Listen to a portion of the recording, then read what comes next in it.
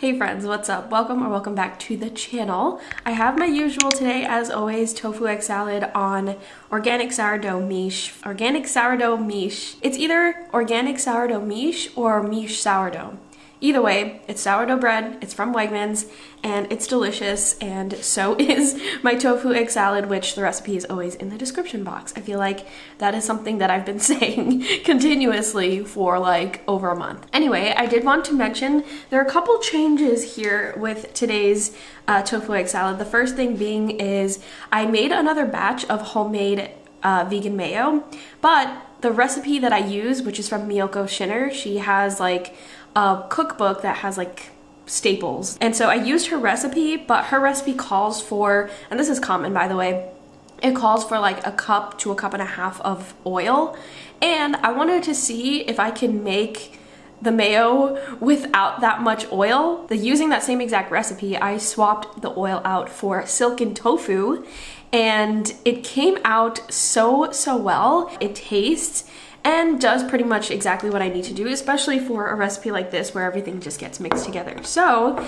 this actually has that silken tofu vegan mayo. The second thing that is different with this recipe is that when I was making this, I was putting in my black salt, as I always do, which is also known as kala namak. And if you know anything about black salt, it clumps up into like solidified pieces sometimes in like your spice jar or whatever it is. And while I was like taking some of the black salt out and adding it to the mixture, a gigantic clump of the black salt also went in. So I ended up putting in double the amount of black salt, which is actually horrid. It was so salty, it actually hurt my mouth when I gave it a quick taste, thinking like, you know, it might be okay. So I had to take out some of the mixture to kind of like ease that salt and then add in some more mayo to balance out the flavors, if that makes sense. And so it's a little wonky this week, but either way, I think for that big of a mistake, it still came out really well. I can't tell if it's actually that bright in here, but I will say it has been one of the brightest days that it's been in a while. And this morning I was actually woken up by like a lot of birds. As a New Yorker, I'm not used to hearing that many birds. So I was literally woken up by a ton of birds, and I think it's because it's one of the warmer days that it's been in maybe a month. It's actually maybe in the 30s or 40s today. But yeah, I'm going to enjoy this toast, and I'll check back in with you in a little bit with coffee. And I did end up buying a coffee, which I'm hoping is worth it because it was quite pricey, but you'll see in a second. It is coffee time. So like I said, I got a new coffee. It is on the pricier side. I did not want to spend more than $15 or honestly more than $14 for a bag of coffee. I feel like I don't ever exceed that, but I grabbed this bag of coffee, and Ian just convinced me to just pick it up. This bag of coffee, I will say, it was $19. It was $18.99, and I got it at Wegmans, and Wegmans usually has like the good discounts, so it might be even more expensive depending on where you go.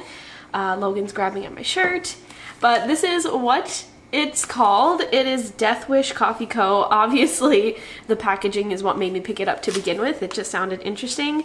And I didn't even realize over here that it says it's the world's strongest coffee. Now, I got a medium roast because I did not want to get a dark roast on top of it being the world's strongest coffee. But obviously the packaging also really enticed Ian, which is why he tried to convince me to get it, and then we ended up getting it. But I don't know if I'll get it again just because of the price.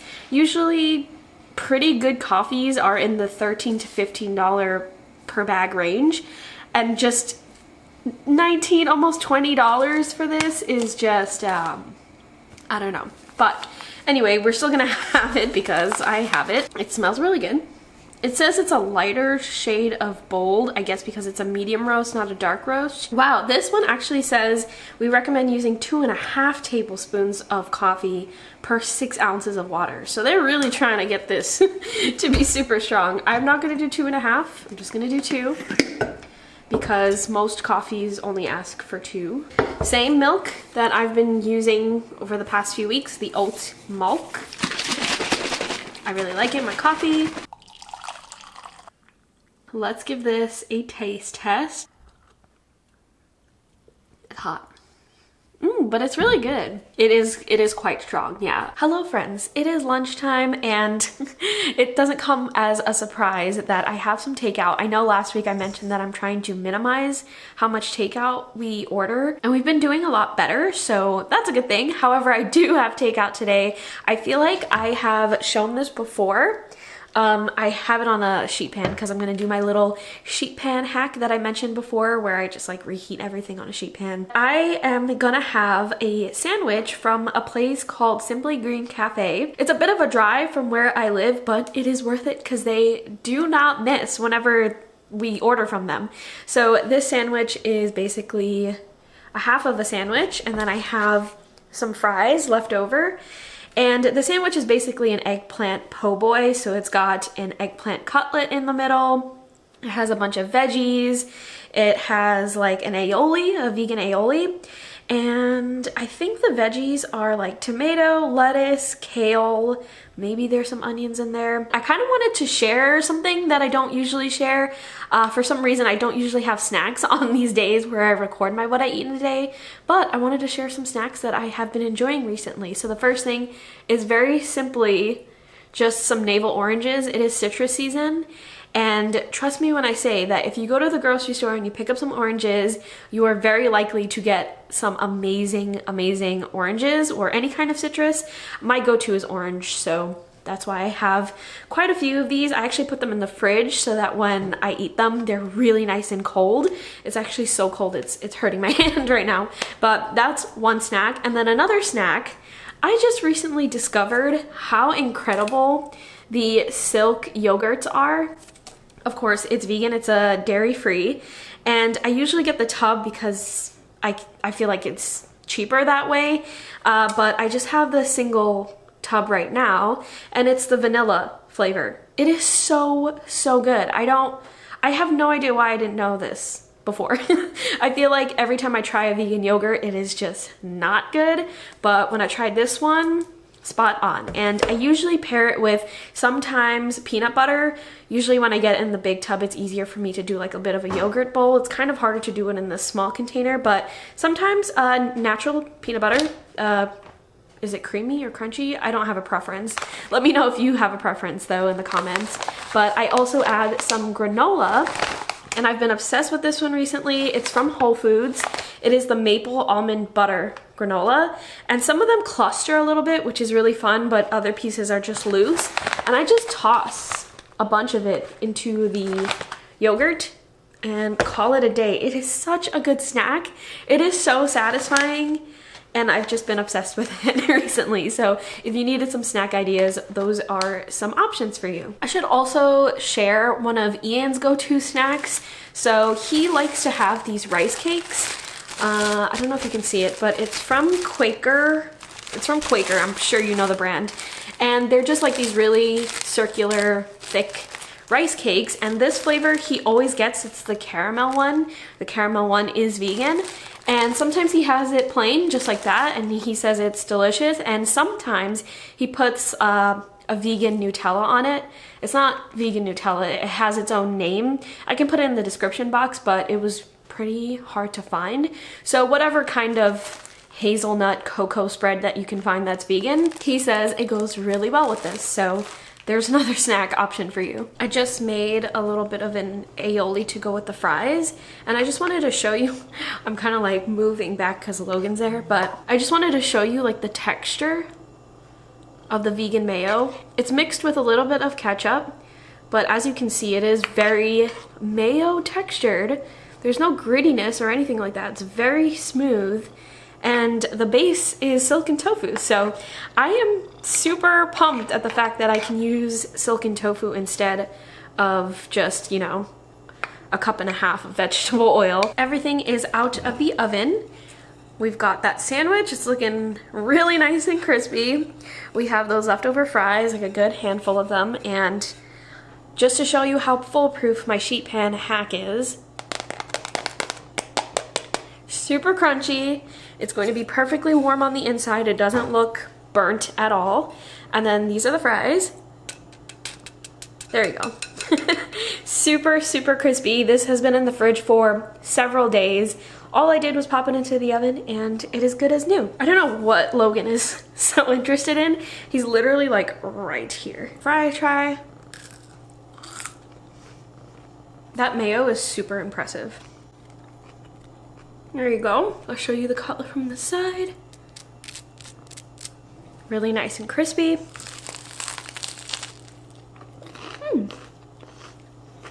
I kind of love getting the sandwich because what it is essentially is just a vegetable sandwich. And I know that sounds kind of weird, but I love a vegetable sandwich that can be interesting and delicious and have a bunch of different textures and flavors. I just think that's brilliant. I'll check in with you a little bit later, most likely when it's time for dinner. Hey again, friends. It is starting to get dark, so I'm coming in to tell you a bit about dinner. Logan's at my leg again.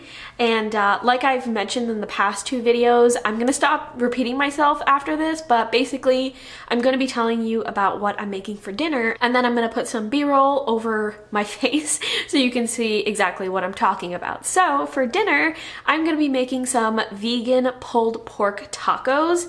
Very excited to make this. And so the pulled pork, I'm going to be using this product as the pork. And if you saw anything in my last video, you are familiar with this brand. It is called Omnipork. It is probably one of the best pork substitutes out there. I used a product from this brand in last week's video to make pork dumplings. It was a ground pork, quote unquote, and it came out so good. So I'm excited for this. This particular product from the brand is plant-based pork style strips. So it's gonna be perfect to be turned into pulled pork. I am going to season it up with a bunch of like traditional pulled pork spice rub seasonings. Obviously, I'm not going to be doing that because this isn't something that needs to be slow cooked, but I'm going to season it up in the pan when I'm cooking it with those same rub seasonings. Those seasonings include paprika. I'm going with a smoked paprika, cumin, a pinch of cayenne. I have vegan Worcestershire sauce. I think that's how you say it. Some brown sugar, and then I'm going to top it off with a little touch of barbecue sauce just to get it nice and glazed once it's finished cooking. And then I'm going to be making a cilantro lime crema using that same homemade vegan mayo that I've been mentioning all video long, with, of course, fresh cilantro, lime juice, garlic, all that good stuff. And then I'm going to be using some street style flour tortillas for the taco base. The layering is basically going to be the tortilla, then the pulled pork, then I'm going to top it off with some crunchy red cabbage, and then we're going to put the crema on top and possibly add some pickled jalapenos as well. So you're probably seeing what it looks like right now. I hope it comes out really well. I'm very excited about this. That is all for this week's video. I hope you enjoyed it. I will talk to you in next week's video.